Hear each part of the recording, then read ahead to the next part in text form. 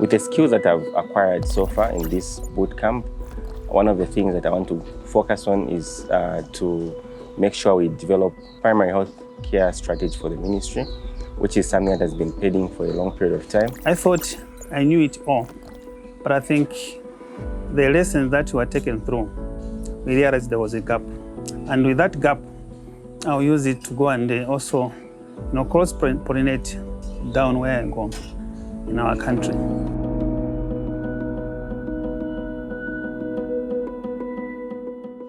Everything started from the previous bootcamp.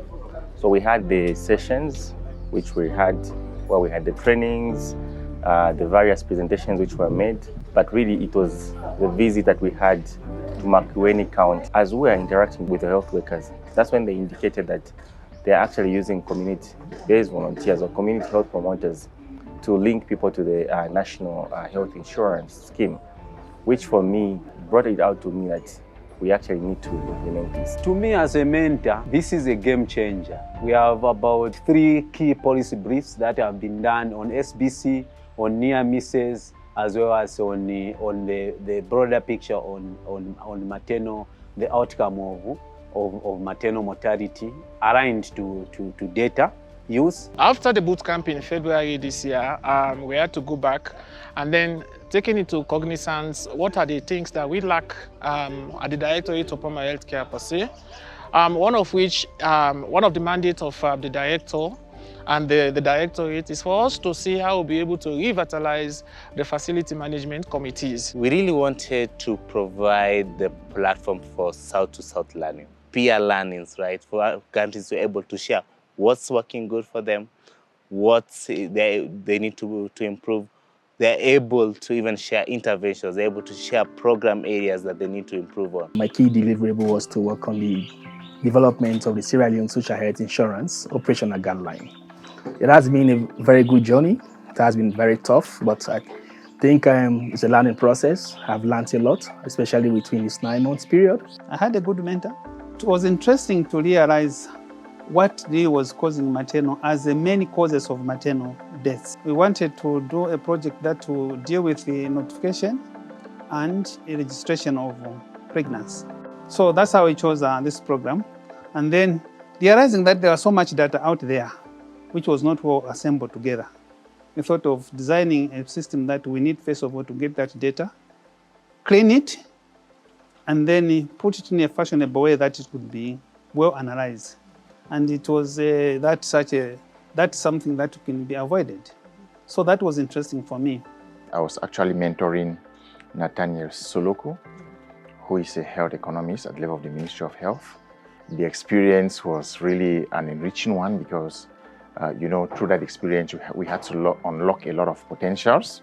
The project actually was to develop, an operational guideline for the implementation of SLESHLY.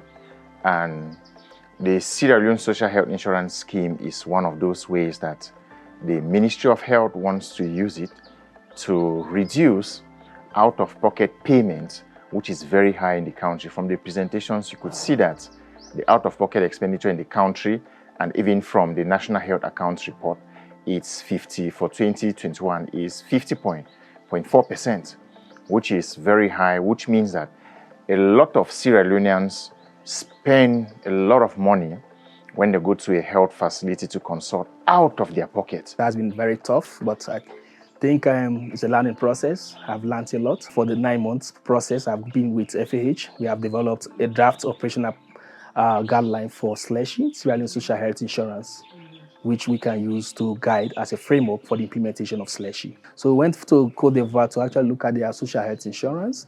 They are implementing a very good social health insurance. So we learned a lot from them.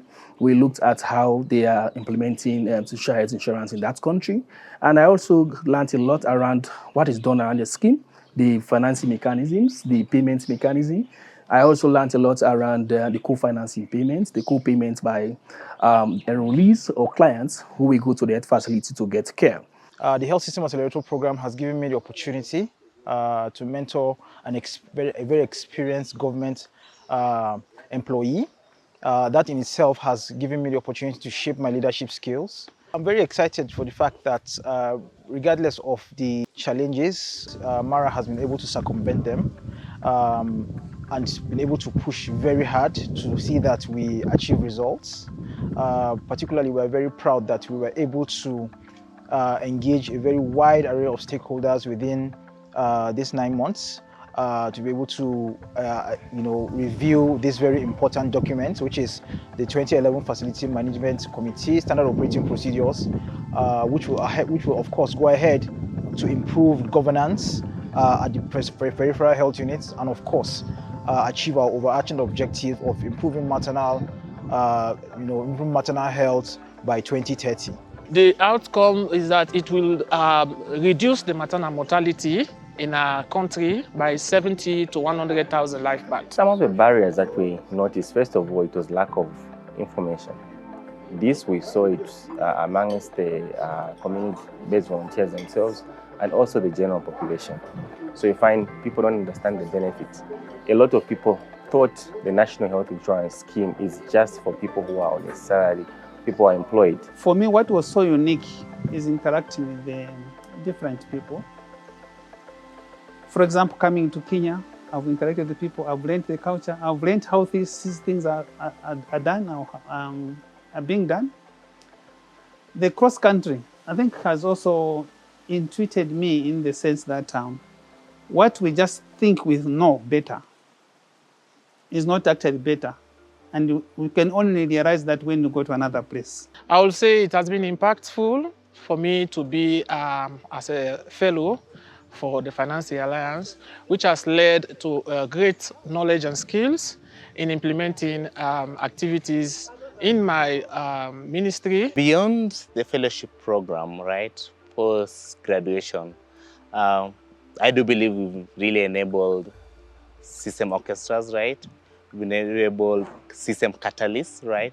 So the goal is to ensure that the fellows are going back to their countries to really scale up these reforms, right? To continue with this amazing work, to be even the system orchestras, right? So I do believe the fellowship program, yes, has brought this platform, has enabled them to think through really their needs and from their complex systems, and then identify one unique program or project that they'll be able to implement. So I'm hoping that we'll be there to provide support to them as they go back to their countries and scale up and continue implementing on their projects and reforms.